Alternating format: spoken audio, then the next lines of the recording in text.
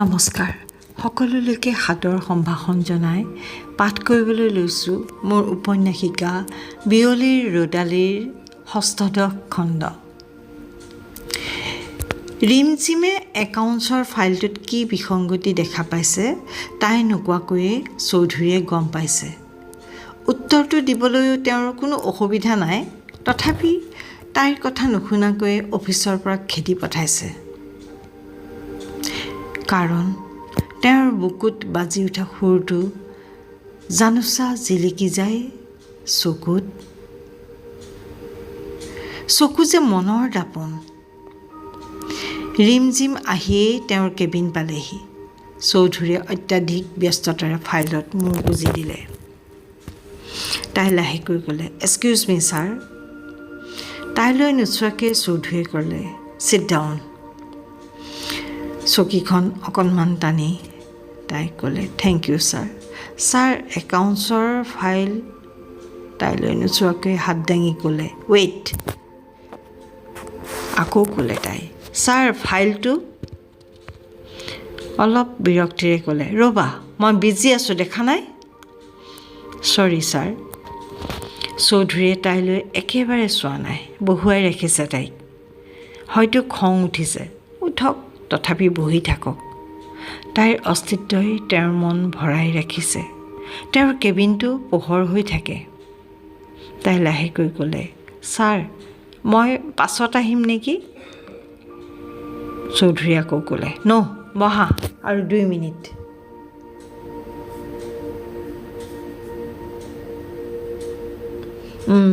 কোৱা ছাৰ, এই দুটা হেড চাওকচোন। তাই ফাইলটো আগবঢ়াই দিলে, আঙুলিৰে ধৰি দেখুৱাই দিলে, এই দুটা। চৌধুৰীয়ে লাহেকৈ ক'লে, ঠিকেই আছে। ঠিকে আছে মানে ছাৰ, ইয়াততো কোনো ডেছক্ৰিপশ্যন নাই, তাতে কি হ'ল। তাই অকণমান আচৰিত হৈ গ'লে, তাতে কি হ'ল মানে, ডেছক্ৰিপশ্যন নথকা মানে ই অবৈধ। চৌধুৰী অলপ উগ্ৰ হৈ গ'লে, অবৈধ?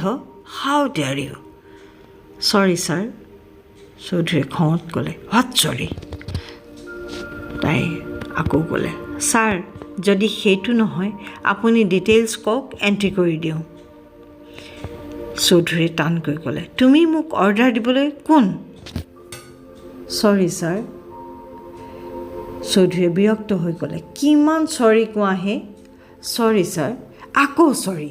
য়েছ ক'লেও চৰি, ন' ক'লেও চৰি, অসহ্য। তাই নেৰানেপেৰাকৈ ক'লে, তথাপি ছাৰ মোৰ কামটো এতিয়াও হোৱা নাই। লিখা, এই 31 নং হেডত অসীম চৌধুৰী আৰু 32 নং হেডত বুলি চৌধুৰী। হ'বনে? যোৱা এতিয়া। কথাখিনি কৈয়ে চৌধুৰী যেন বিষাদত বুৰ গ'ল। অসীম চৌধুৰী, বুলি চৌধুৰী। ৰিমঝিমে বাৰে বাৰে উচ্চাৰণ কৰি ভাবি আছে, ছাৰৰ সন্তান নেকি বাৰু? হ'বও পাৰে, কিন্তু দুটা সন্তানৰ পিতৃৰ চেহেৰাত যি প্ৰসন্নতা থাকিব লাগিছিল সেয়াতো তিলমানো নাই। নহয়, তেওঁলোক ছাৰৰ সন্তান হ'বই নোৱাৰে। তেনেহ'লে কোন? কাৰ বাবে CGMCৰ পৰা 2 লাখকৈ টকা গৈ থাকে? CGMCৰ আয় সেই হিচাপে বহুত বেছিতো নহয়। তেন্তে চৌধুৰী ছাৰৰ বেদনাকাতৰ চেহেৰাই তাইৰ মনত এনে এটা চাপ সৃষ্টি কৰিছে যে নেভাবোঁ বুলিলেও বাৰে বাৰে মনলৈ আহে। মনৰ খুদনি, দোমোজা এইবোৰ তাইৰ মহাশত্ৰু, আৰু শত্ৰু নিপাত নোহোৱাকৈ হাত সাৱটি বহি থকাটো তাইৰ প্ৰকৃতিৰ বিৰুদ্ধ কথা। কিন্তু কাক সুধিব? কাক সুধিলে উত্তৰ পাব? এমিলি, খুচবু, মধু? নাই, সিহঁতৰো আচৰণ কিছুদিনৰ পৰা ভাল নলগা হৈ আহিছে। কোনো কাৰণ নোহোৱাকৈ তাইলৈ চাই হাঁহি থাকে, ফুচফুচকৈ কথা পাতে, তাই ওচৰ পালেই চুপ হৈ যোৱা, এই আদিবোৰ তাইৰ একেবাৰে হজম কৰিব নোৱাৰে। তেনেহ'লে কাক সুধিব? বিনন্দ বৰা ছাৰক সুধিব পাৰি নেকি বাৰু? নাই, মানুহজন একেবাৰে ভাল নালাগে। তেন্তে কাক সুধিব? কানুখুৰাক। ঠিক, কানুখুৰাকে সুধিব লাগিব। সুধিব জানো? ছাৰ সম্পৰ্কে ইমান উৎসুকতা খুৰাই সহজভাৱে নলয় যদি কি কৰিব তাই? উপায় নাই। পাছলৈ গ'লে জুয়ে পৰে, আগলৈ গ'লে খাৱৈত পৰে। অসীম আৰু বুলিৰ কথা ওলালেই চৌধুৰীৰ মন মগজু দুখৰ পিটনিত এনেদৰে ডুবি যায়, আগ পিছ একো নেদেখা হৈ যায়। ৰিমজিমক তেনে ব্যৱহাৰ কৰিব নালাগিছিল। তাই বাৰু তেওঁৰ বিষয়ে সন্দেহ ভাৱ আনিছে নেকি?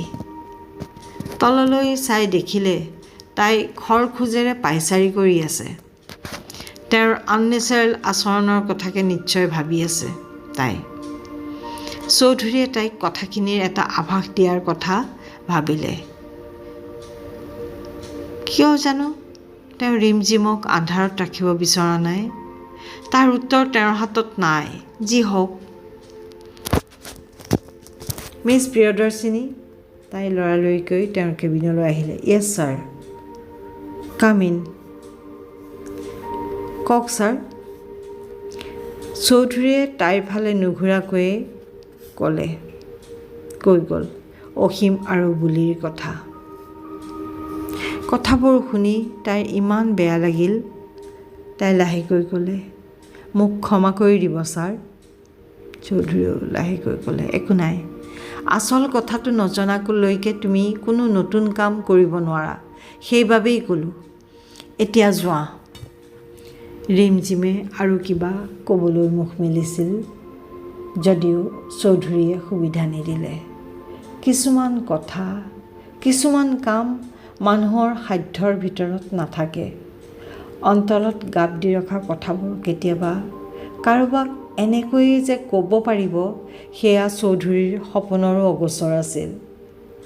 বুলি আৰু অসীমে দিয়া ক্ষতচিহ্ন বহু সময়ত অতিকে আপোন কানুখুৰাকো নেদেখুৱায়। তেনেস্থলত ৰিমজিমক সকলো খুলি কৈছে তেওঁ।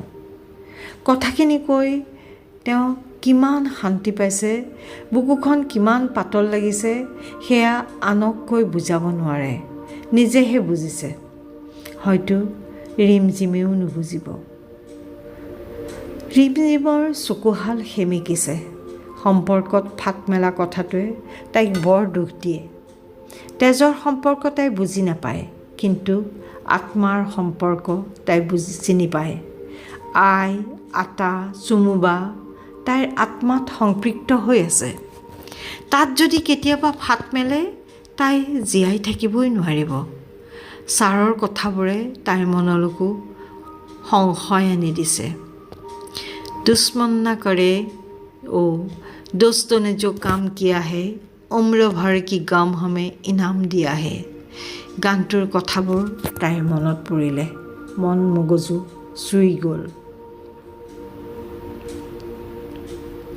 শ্ৰীমন্ত শংকৰদেৱ জাতীয় বিদ্যালয়ৰ শিক্ষক হিতেন শৰ্মা আৰু পত্নী নিবেদিতা দেৱীয়ে তেওঁলোকৰ সংসাৰখন আস্থা আৰু বিশ্বাসেৰে সুন্দৰকৈ সজাই ৰাখিছে।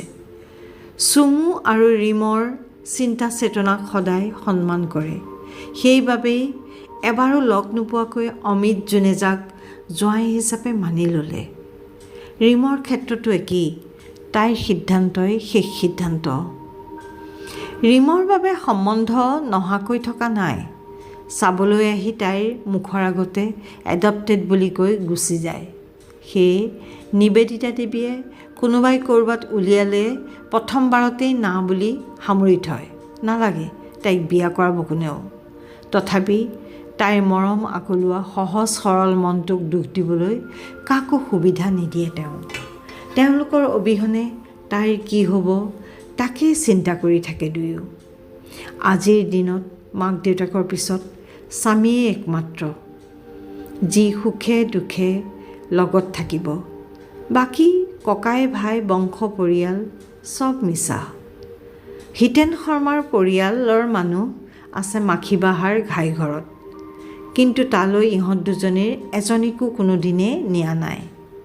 ৰিম যে তুলনীয়া সেইটো কৈ এফালে চুমুৰ মনত বিষ ঢালিব, আনফালে ঠাট্টা মস্কৰা কৰি ৰিমকো দুখ দিব।